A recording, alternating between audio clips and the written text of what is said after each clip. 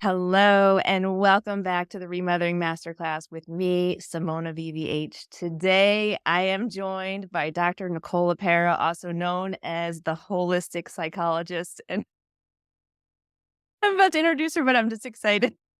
Uh, for the over 7 million of us that follow Nicole on Instagram or that have read her amazing books, best-selling books, or have been part of her self-healer circle, you are already knowing that we are in for a treat today. But if you have not yet come across Nicole's work, I'm really excited to introduce you to this empowering, incredible body of work, which you can find in her books, which we'll talk about in a moment, and you can see right behind her, and you can find publicly online on social media, as well as in her self-healer circle membership. Dr. Nicole, thank you so much for coming to speak directly with our remothering community today. Really such a treat and an honor to talk to you.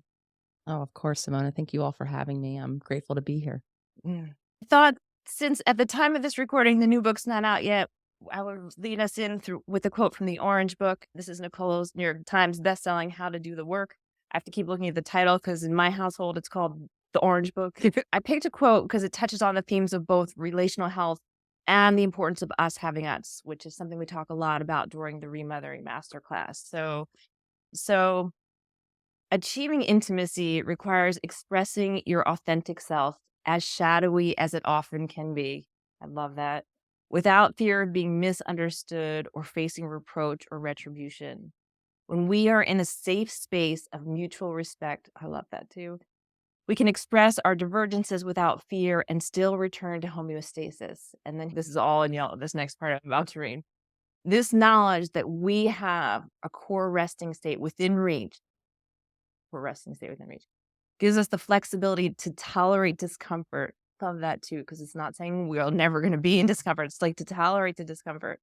These cycles of experience with moments of dysregulation leading to moments of co-regulation help all of us develop a core belief and trust in our internal resources.